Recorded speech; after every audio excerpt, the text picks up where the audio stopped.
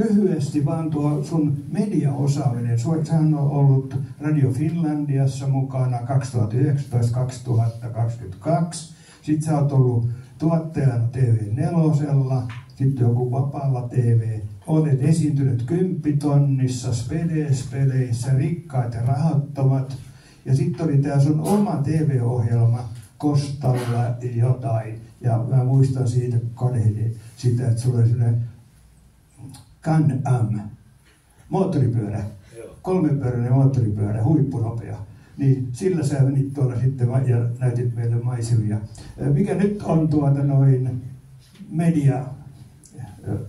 media-osaamisessasi hyvin tärkeää? 3 minuuttia aikaa.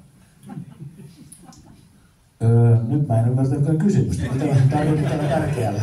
Mä voin ehkä jatkaa sille, että sähän oli mukana Radio Finlandiassa 19, osa myös 20, loput 22.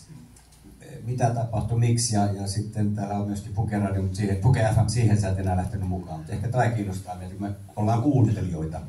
Joo, siis Radio Finlandiahan kaatui mun niskaan vahingossa. Eli mulla oli Suomessa kaveri, joka oli auttanut mut aikanaan Spede-tuotantoon töihin.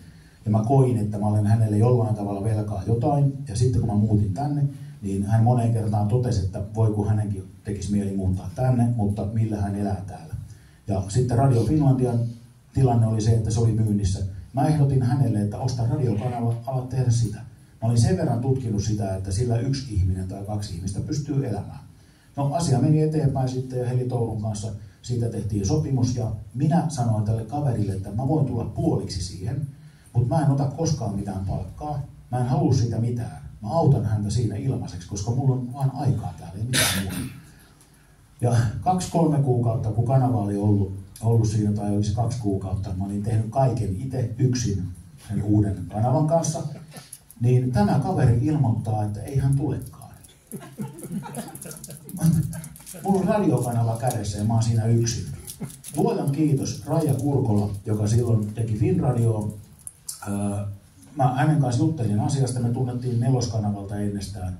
Ja Raija oli sitten halukas tulemaan Radio Finlandiaan tekemään sitä, mitä tämän mun kaveri olisi pitänyt tehdä.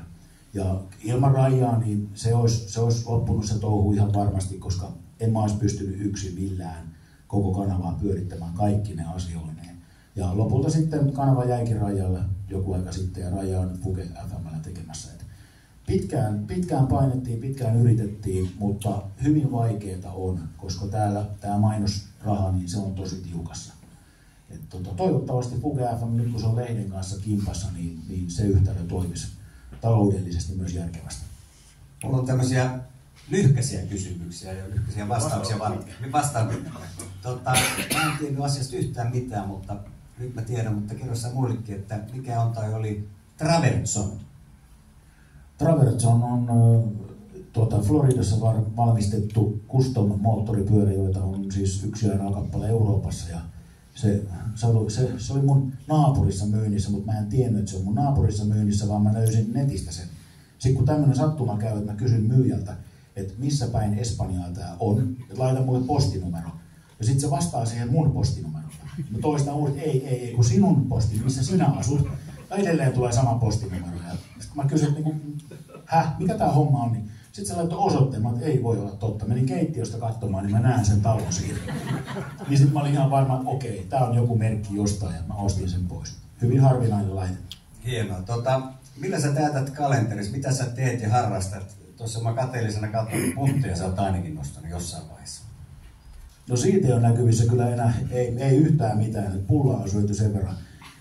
No mä nykypäivänä riitelen somessa muun muassa tämän immuilmeeni kanssa ja milloin nyt sitten kukakin tulee kimppuun, että siinä se aika menee melko mukavasti ja kryptoja toki sitten niin seuraan ja harrastan niitä. Onko sinua koskaan pyydetty mukaan politiikkaan? On pyydetty jo viimeksi pari viikkoa sitten. Siihen ei vissiin mennä sen syvällisille. Ei mitään väliä. Mä en halua mennä politiikkaan. Mun mikään taito ei riitä politiikassa. Mun mielestä eduskuntaan pitäisi panna sellaisia ihmisiä, jotka oikeasti osaa jotain, eikä niin, että ihmiset vaan valitsee jonkun sekopään sinne. Siis niin tuo koko systeemi pitäisi mun mielestä vaihtaa. Mä pääsisin sinne mun seuraajan määrällä, mä tiedän sen, kun on monta vuotta siellä naputellut kommenttia, että Henkka politiikkaan, Henkka eduskuntaan, niin jos mä vaan halusin rahastaa. mä oon niin kuin, menen ehdokkaaksi ja kyllä mä sinne pääsisin ottaa sen 6 tonnia kuussa palkkaa, mutta en mä vois katsoa itteeni peilistä sen jälkeen. Mä oon todella surkea kaikessa. Ei pysty. No mitä mieltä sä oot Suomesta? Onko Suomi säätelyyhteiskunta? Maksetaanko siellä liikaa veroja? Onko se reilu vai epäreilu maa kansalaisille? No niin, vaikea kysymyshän toi on, että miten toi sit ratkaistaan muulla kuin verotuksella, mutta onhan se niin kuin entisenä yrittäjänä niin aika järjetön meininki toi verotus kaiken puolin, että eihän sulle mitään jää käteen siitä ja suunnilleen puolet mäkin tein mun työpäivistä ilmaiseksi, koska se raha meni valtiolle. Paitsi sillä ovella ollessa ei vissiin verottaja hirveästi tarttunut niihin. Mä otin etukäteen kompensaation, että tosiaan ovihommissa ravintola ovella 30 vuotta, niin ei siellä kyllä veroja maksettu. Että kerran sovittiin ukkojen kanssa, tai se meidän pomo sanoi, että nyt kyllä meidän pojat, niin nyt sovitaan joku summa, mitä ilmoitetaan joka ikinen työvuoroja. Kaikki oli sille, joo selvä, sovitaan. Ja sitten sovittiin se summa ja seuraavassa pikkujoulussa tuli jotenkin puheeksi, että ootteko te hoitanut se summa ja kaikki katteli jonnekin. Mä menen hakemaan vähän lisää jälkiruokaa. Sitten se otettiin puheeksi, että onko kukaan teistä ilmoittanut mitään verottajalle? Niin kaikki yski, että no en mä nyt, mutta ensi vuonna sitten ilmoittaa. Ja loppuun asti ei kukaan ilmoittanut mitään. No niin, ja sä sait täällä Espanjassa aurinkorannikolla paljon myöskin mainetta. Sulla taitaa olla Suomen kallein kuparikahvipannu tällä hetkellä, mutta kaikille tiedoksi ilmeisesti tämä raha meni, tuki syöpätutkimuksia, että se meni hyvään tarkoitukseen, eikö näin ollut? Joo, meni ja mikä niin on uskomattominta tässä tilanteessa, jossa menet ostamaan nimenomaan hyväntekeväisyyteen kahvipannu 5000 euroon, niin menkääpä katsomaan niitä kommentteja näistä lehtijutuista, mitä siihen tuli. Niin siellä on 90% tulee paskaa niskaan. Ihmiset haukkuu sitä, että kyllä taas piti ja kyllä taas nyt lehteen tässä taas halutaan. Mä pääsen lehtiin ihan ilman, että mä maksan 5000 euroa siinä. Mä huusin sen vielä kyykyssä. Mä olin siellä hyvin edessä kyykyssä huutamassa sen pannun, ja kun mä sain sen pannun, mä menin sinne sivuhuoneeseen sen pannun kanssa. Mä halusin vaan antaa sen 5 tonnia hyvän tekeväisyyteen. Mä halusin myös pannun. Aki ja Heli on loistavia tyyppejä. Mä aikanaan päätin, mä huudan jostain huutokoulusta pannun, ja sitten kun mä kuulin, että tämä menee syöpätutkimukseen, mä ajattelin, että mä otan 5 tonnia automaattista ja ostan nyt sen pannun siitä. Ennen kuin yleiselläkin toivottavasti on tullut kysyttävää tässä matkan varrella. Pari asiaa vielä.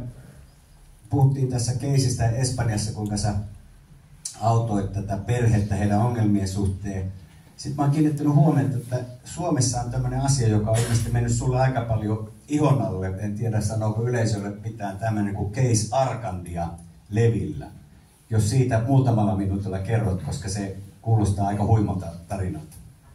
Joo, täytyy asetella sanat varovasti, koska tämä Arcandian omistaja on hyvin sanotaanko persoonallinen hahmo ja yrittää hiljentää mua tietysti, mutta se ei tule onnistumaan millään tavalla. Mä tunnen tämän Arcandian omistajan 10 vuoden takaa. Hän on ollut täällä mun vieraana monta kertaa.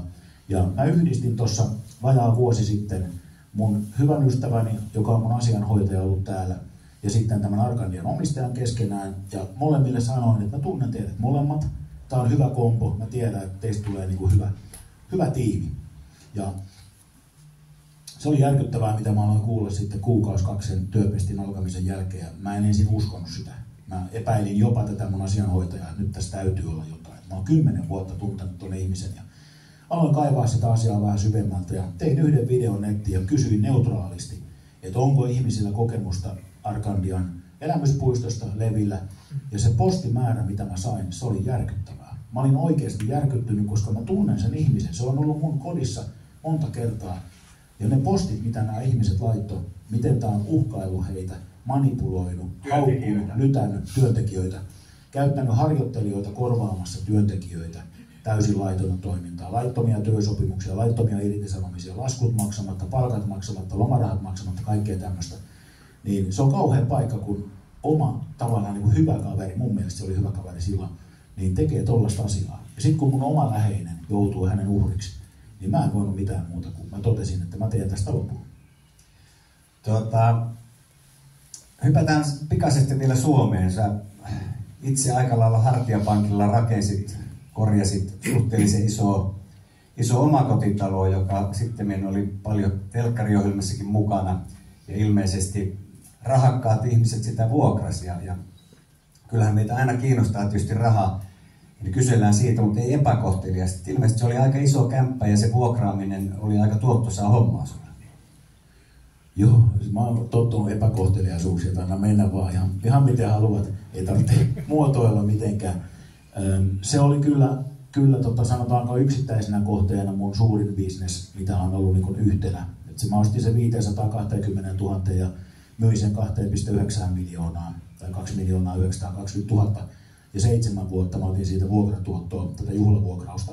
Se oli 2 000 noin 7 000 euroon ilta, mitä siitä yritykset maksoi. Että pääsi sinne juhlimaan juhliansa ja välillä yksityiset myös. Aivan järkyttävä tuotto. En mä sitä suunnitellut. Mä tein sen kodiksi. Siitä tuli vaan todella erikoinen 1000 neliön koti, koska siellä oli yökerho alakerrassa ja kylpyläosasto keskikerroksessa ja sitten niin kuin juhlavampi tila ylhäällä. Miksi mä tein semmoisen, ei ole mitään aavistusta. Mutta vahingossa se meni sitten televisio-ohjelmiin ja sitten se vaan se menekki kasvaa. Harmi, että se ei ole sulla enää siellä, voisi olla tämmöinen Suomella reunion. Kyllä voisi olla tietysti. Sen verran pikaisesti vielä kirjoista, että onko nuo sun kirjat myynyt hyvin? Ladataanko niitä tuolla? Että haluatko yhtään kertoa siitä, että oletko myyntitilastojen kärjessä? Sitä en tiedä, koska sehän mitataan vuosittain. Eli tulee se seuraavan vuoden julkaisu. Tämä ykköskirja oli vuonna 2023, kun se julkaistiin, niin vaikka se julkaistiin puolesvälis vuotta, niin se meni kakkoseksi, joka on uskomaton saavutus, kun mä en ole siis ikinä lukenutkaan yhtään kirjaa ennen kuin mä tuon kirjoitin. Mä kirjoitin sen 8 päivää kauheassa paniikissa, kun mä en tiedä, miten kirjoja kirjoitetaan. Mutta äänikirjapalveluissa, äänikirjathan on nykyään se semmoinen ykkösjuttu. Painettuja kirjoja ei mene juurikaan kaupaksi, vaan se on äänikirja. Ja kyllä nämä on kaikki sinne ykköspaikalle mennyt pitkäksi aikaa, aina kun mä oon kirjan julkaissut. Mitä mä en itse ymmärrä, että miksi, mutta mä oon ihan tyytyväinen. Mä ymmärrän sen, että kauheasti seuraa, että paljonko euroja näitä myynnistä tulee. Nehän on kuitenkin vaan ihan pikkurahoja. Äänikirjassa nimenomaan. No niin, leikkisikseen. Mutta hei, sinullahan on hyvin pieni suku. Ja tämä filmataan ja lähetetään varmaan sun äidille. Ja äidille terveisiä, eikö vaan? Kyllä joo, mutsille terveisiä, että hän on täällä myös ollut useamman kerran. Ja silloin kun tuli tämä koronahomma, niin siihen katkesi sitten mutsin reissut tänne. Hän on 80, vaikka näyttää 60-vuotiaalta. Pikkainen nuolasu. Ja voi hyvin kyllä, kaikin puolin. Niin mutta se vaikutti kyllä tuohon hänen matkustusintoon silloin. Kiitoksia Henkka. Eikö tehdä sillä lailla, että ennen kuin aplodeerataan, niin annetaan yleisölle kysymysvuorot. Mä toivoisin, että nyt sieltä nousi jo heti. Kuuluuko hän ilman tätä? Kuuluu ilman. Tulkitsinko oikein, on noista joka toisen kirjan lukenut ja palasit sä kunnon kansalaiseksi sen jälkeen, kun sä rakastuit siihen poliisin tyttöön. Ja annoit sille poliisille lupauksen, että sä et enää tee kivikalikeikkaa. Joo. Se oli käytännössä onneksi se semmoinen asia, koska mä oon sillä tavalla outo kaveri, että jos mä kelle tahansa lupaan mitään, mä en pysty rikkomaan sitä lupausta. Eli kun mä annoin sen lupauksen, vaikka Esa ei itse asiassa edes oikein muista tämmöistä lupausta, mutta mä koin, että mä lupasin sen hänelle, kun hän hyväksyi mut niin kuin kundina, eikä tai venkulana. Ja hän oli hyvin merkittävä poliisihenkilö silloin, niin mä koin, että mä olen tämän asian nyt luvannut heidän pihatalkoissa, ja se on silloin siinä. Ja onneksi tämä tilanne tuli. No ei ihmekään, että sä et mennyt politiikkaan mukaan, jos sä sanot, että sä pidät lupaukset. Seuraava kysymys. Sieltä. Moi. Kun sä oot tehnyt sitä kivikalikeikkaa, ei mulla ei mitään kokemusta siitä, mutta haluaisin kysyä, että missä vaiheessa, jos sä ekaksi teit niitä, ja sitten yhtäkkiä sä oot miljonääri, missä vaiheessa sä sait sen alkupääoman, jotta sä pystyt niinku, sä et tuu miljonääriksi, ja no mä ainakaan niitä suklaapatukoita myymällä. Milloin sä niinku huomasit sen, että nyt tää alkaa kasvaa tää omaisuus, ja miten? Joo, ykköskirjassa tietysti pitkä versio tuosta koko matkasta, mutta mulla oli sellainen, niin kuin mä kerroin näistä karkkipatukoiden myymisestä, niin mulla oli ihan pienestä asti sellainen moodi päällä, että koko ajan pitäisi tehdä jotain töitä ja jostain pitäisi tienata. Kun Paloheinässä Miilutie 10G, missä mä asuin, niin siellä kaverit leikki hiekkalaatikolla. Niin mä katsoin sitä touhua, että miksi? Minkä takia te joku muovinen rekka-auto. Ja mä lähdin jakaa mainoksia. Mä menin omakotitaloihin kysymään, onko heillä mitään pihatöitä tai talvella onko heillä lumitöitä. Mä tein koko ajan jotain, mistä mä saan rahaa itselleni. Totta kai mä sitä nuorempana sitten vähän tuulasinkin, mutta kun mä en ole ikinä käyttänyt alkoholia, en huumeita, mä en ole juhlinut, niin mun työnarkomaniani meni aivan potenssiin 10. Ja sen verran mä tiivistän sitä, että mikä kirjastakin löytyy, niin mä tein monta vuotta siis töitä niin, että mä menin aamulla 8 töihin meidän perheyritykseen 8-4.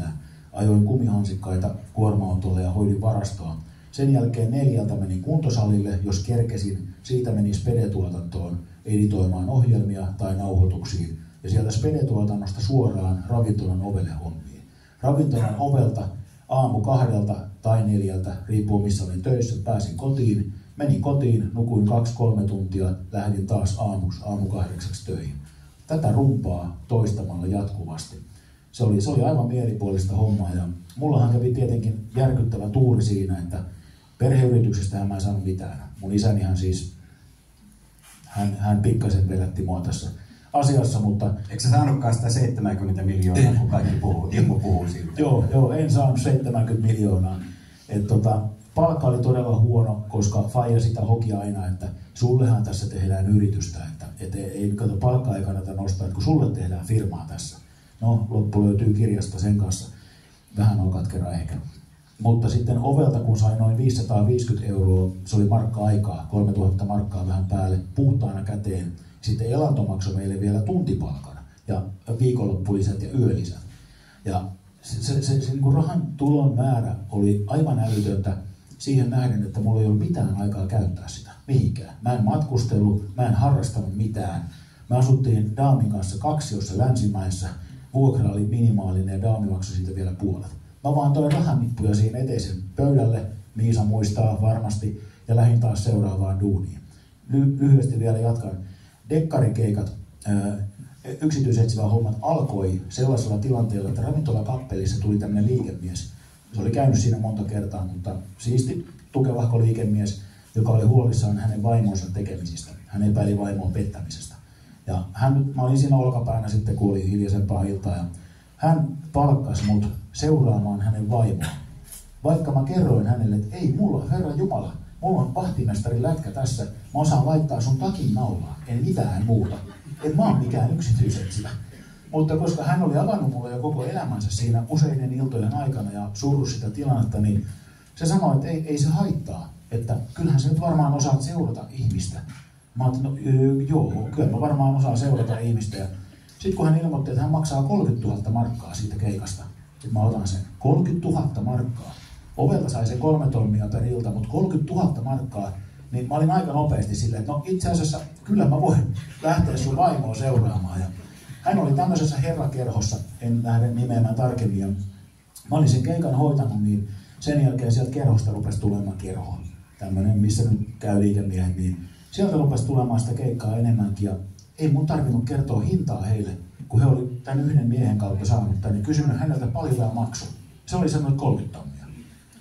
Mä olin aivan haavia auki, aina kun tuli uusi poka, ja mä kysyin, että mitä kautta sä oot tämän kontaktin saanut, ja kun selvisi, niin ei puhuttu hinnasta mitään. Ja muutaman kerran, kun puhuttiin hinnasta näissä yksityisetsivä keikoissa ja nimenomaan uskottomuuskeikoissa, niin useimmiten mies sanoi, että hinnalla ei ole merkitystä. Hän pelkää, että hänen avioliittonsa kaatuu, hän menettää lapset, kaikki sortuu. Niin sillä hinnalla on hirveän harvoin oikeasti mitään merkitystä, jos mieltä painaa se parisuhteen tilanne. Ja mä tein aivan järkyttävän tilin yksityisetsivä hommilla, ja ei niistä, ehkä niitä veroja mennyt niistä kauan. Mutta se oli siihen aikaan. Poliisitkin teki pimeänä duunia. Paavon kysymys. Joo, ja kaikki nuo sun kirjat kuunnellut, osa lukenutkin, ja yhdessä kirjassa kerrot myöskin terveydestä. Se on ollut aika lähellä kuolemaa myöskin. Kerro, miten se vaikutti suhun. Joo, 2013 alkoi olla oireita, leuka puutu, kieli puutu, alkoi olla semmoinen usvainen olo, ja kävin lääkärissä moneen kertaan, ja diakorin lääkäri ei löytänyt mitään vikaa. Otti verikokeet, ei löytänyt vikaa. Ja mä huomasin, että kun mä syön, niin se alkaa häipyä se pistely, ja mulla niin kuin valot syttyy taas päälle, ja Mä aloin itse tutkia niitä verikokeita, ryhdyin lääkäriksi. Lääkärit tykkää siitä muuten, kun katsotte Googlesta sen diagnoosia. Mutta vastaanotto etäudessa. En avannut, joo. Se olisi voinut myös muuten tehdä. Hyvä bisnes. Kyllä. Joo, sitten mä menin Diakoriin, varasin taas ajan sille samalle lääkärille, joka oli todennut, että terve mies, ei ole mitään.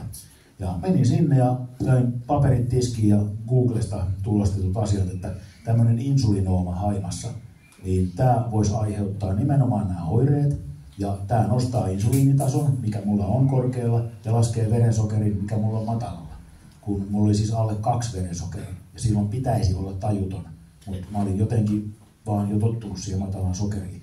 Ja sitten se löytyi sieltä, ja vihdoinkin kun se kuvattiin puoliksi mun käskystä, niin ne sanoi, että tämä pitäisi leikata silloin, kun se on 0,5 sentin kokoinen, ja tämä oli 1,5 senttiä. Eli se puski insuliinia mun koko ajan niin paljon, että jos mä nyt olin 2-3 tuntia syömättä sokeria, siis glukoosin näitä siripiritabletteja, niin olisi valot sammunut, ja silloin kun valot sammuu matalan sokerin takia ja insuliinia tulee lisää, niin se on henki pois. Yhtenä aamuna olisin varmuudella kuollut pois, ellei venekerhon nainen olisi soittanut mulle, ja mulla jäi puhelin päälle äänille. Niin mä heräsin siihen puhelinsoittoon aivan täysin tokkurassa, ja jos en olisi siihen herännyt ja hän olisi soittanut, niin en mä olisi enää itsestään siinä missään nimessä herännyt. Se oli yhdestä puhelinsoitosta kiinni se juttu. No, se ei pitänyt olla helposti leikattavissa. Ja mä sanoin, että vetäkää vaikka koko maha auki. Ei mitään väliä. Ei mua haittaa, että teette avoleikkauksena, kun lääkäri sanoi, että hänen on pakko olla rehellinen, että tässä ei välttämättä niin kuin hyvät maikset ole. Niin sitten kun semmoinen mun mielestä 70 mummo, anteeksi kauheasti, tuli kättelemään mua, että hän on leikkaava lääkäri. Se käsi oli tämmöinen. Ja se oli villatakissa siinä kirurgisen sairaalan aulassa. Mä ajattelin, että Jumala auta, nyt se henki lähti viimeistään. Siis aivan niin kuin järkyttävä ajatusmalli, koska sitten tämän leikkauksen jälkeen niin mä herään heräämöstä. Mä heti tunnustelen, mä katson, että okei, mä oon hengissä ainakin. Tunnustelen mahaa, että ei, nyt mua ei ole leikattu. Täällä ei ole mitään vekkiä missään, mutta mä löysin pieniä reikiä. Sitten oli joku letku, mikä pulputti semmoista keltaista nestettä. Mä ajattelin, okei, nyt on erikoinen meilinki. Sitten sieltä tuli 4 niitä mummoja, ihan samannäköisiä mummoja. Siellä heräämässä kohti meikäläistä ja kaikki ne kysyi samaan ääneen, että mikä on vointi. Ja mä sitten koitin siinä vastailla, että ihan hyvä vointi, ei tässä mitään. Sitten se totesi siinä, että minä kokeilin tähystämällä sitä, että vaikka se vähän vaikea on, mutta se oli pois sieltä. Oireet on kaikki pois. Oli aivan puulla päähän lyötä. Niin kuin avoleikkauksellakin kuulemma vaikeaa, kun haima on tuolla pahassa paikassa. En osaa sanoa, mutta näin luin jostain. Niin hän oli siinä vaan silleen, että no, hänpä lähtee tästä nyt sitten syömään. Asia kun jo kiitos vaan tästä hommasta, että ihan kiva kun kävit. Se onnistui poistamaan sen kasvaimen kokonaan tuolta ja siitä on nyt 10 vuotta ja oireet lähti niin kuin näin ihan yhdelle leikkaukselle. Mutta se kysymys, mihin mä en olisi vastannut vielä, niin vastaan lyhyesti. Niin se vaikutti sen verran, että kun mä kerkesin 5 vuotta ennen leikkausta tavallaan niin kuin hyväksyä sen, että mun matka oli tässä. Tämä oli tässä tämä mun matka ja oli hauskaa. Vielä muutama päivä ennen leikkausta mä tein kaverille piharemonttia kaivinkoneen kanssa ja vedin siiripiriä naamaa samaan. Aaltosen Sami, radiojuontaja, niin hänen pihaa kaivoin siellä, kun oli vesiputki haljennut. Niin mä mietin, että mä oon elänyt hyvän elämän, ei mulla ole mitään ongelmaa. Että mä menin levollisin mielin sinne sairaalaan ja testamentti oli Villa Granden pöydällä. Kaikki paperiasiat oli hoidettu, että tää oli nyt niin kuin tässä. Se, mikä siinä oli huono puoli, oli se, että kun sä kerran mietit sun elämän loppuun ja ajattelet sen, meet siihen moodiin, että nyt sun elämä on ohi ja lopetat kaiken suunnittelun, niin 10 vuotta on mennyt yli. Mä en pysty vieläkään suunnittelemaan mitään eteenpäin. Et kun tääkin kutsu tuli tänne, niin mun eka ajatus oli se, että onkohan mä hengissä silloin. Se vaan jää päälle. Eikö tässä kutsussa ollut se hyvä puoli, kun sä aina arvostelette täällä Espanjassa, että sovitaan, että täällä on tämmöinen tapahtuma, sä tulet paikalle, että täällä ei ole ketään. Joo. Kiitos siitä. Tämä on ensimmäinen asia, mikä tapahtuu silloin, kun piti tapahtua. Koska mä olen aika monessa paikkaa juossut tämän 7 vuoden aikana sillä lailla, että niin, oli sovittu, että kello 13 täällä ei ole ketään ja ovet on kiinni. Lähdenpä pois. Sitten se joku tyyppi on silleen, että nähdään ensi viikon keskiviikkona. Mitä? Mä oon tullut tänään tänne. No nähdäänkö ensi viikolla torstaina. Ja sitten sama homma toistuu kaikessa. Sä oot kokenut ja kirjoittanut ja jakanut erilaisia tarinoita ja varmaan osa niihin sukelletta syvälle olisi varmaan aika traagisia tapahtumia, mutta kun sä on tässä nyt kuunnellut kohta sen ajan, joka oli varattu, niin ei voi muuta sanoa, että sä oot aika hyvin pystynyt tuon huumorin pitämään elämäsi matkan varrella, vaikka välillä siellä on tullut turpaankin. Joo, oikeastaan se huumori on tullut ehkä tuossa matkan varrella erityisesti ravintolan töissä. Että silloin joskus mä menin 17-vuotiaana portsarihommiin, niin silloin tietysti oli sellainen, että otti helposti itseensä, kun joku tulee siihen neuvomaan ja kertomaan, että hän hoitaisi nämä ovimiehen hommat paljon paremmin. Ja kaikki nämä hommat, että et sä antanut mulle narikkalappua. Tiedätkö, kun sitä saa 30 vuotta tapella ihmisten kanssa, niin kyllä siinä jossain kohtaa, varmaan 10 vuotta, kun oli ovihommia tehnyt, niin alkoi ottaa kaiken huumorilla ja sillä aika kevyesti. Että muahan haukutaan joka paikassa. Jos menette netistä googlaamaan, niin sieltä löytyy helposti ihmisiä, ketkä ei tunne mua mistään, mutta niillä on hirveän paljon musta tietoa ja sitten ne haukkuu ja solvaa mua ilman mitään syytä. Niin en mä välttämättä kestäisi kaikkea sitä, ellei mä olisi tottunut ottamaan sitä roskaa niskaan ilman mitään syytä. Eikö se ole kiva, kun kuulee ulkopuoliselta, minkälainen sä oot? Tämä on musta paras piirre ihmisissä, että joku muu tietää sun asian paremmin kuin sinä itse. Tätä mä en pysty ymmärtämään. Jussi Mikolla on vielä jotain, mutta vieläkö löytyy sieltä yleisöstä jotain kysymistä? Aika rupeaa olemaan kohta täynnä. Jussi Mikko, sä saat kohta lopettaa. Mä annan sulle, mutta Henkalle ensinnäkin iso kiitos siitä, että tulit meitä suomalalaisia tänne tapaamaan. Ja niin kuin sanottu, sisäpiiritietona nuo kirjat löytyy sieltä Suomalan kirjastosta, että ei muuta kuin, en tiedä onko torstaina jo, saas nähdä. Mutta sä oot varmaan itsekin jonkin verran lueskellut ja me ajateltiin, että me jätetään sulle tämmöinen muisto, vähän erilaista luettavaa kuin nämä sun tarinat. Täältä ei löydy seksiä, huumeita ja väkivaltaa ehkä, mutta ehkä sä tämän kirjan, kun sä luet, sä nukahdat sitten paremmin. Kiitoksia Henkka Aflet kovasti. Kiitoksia. Kiitoksia Henkka, kiitoksia yleisölle. Sulla on yhden kirjan alaotsikko, kun huominen ei ole huomenna. Niin on, toivottavasti huominen on huomenna, vaikka vain päivä kerrallaan. Sitä me toivomme. Kiitoksia.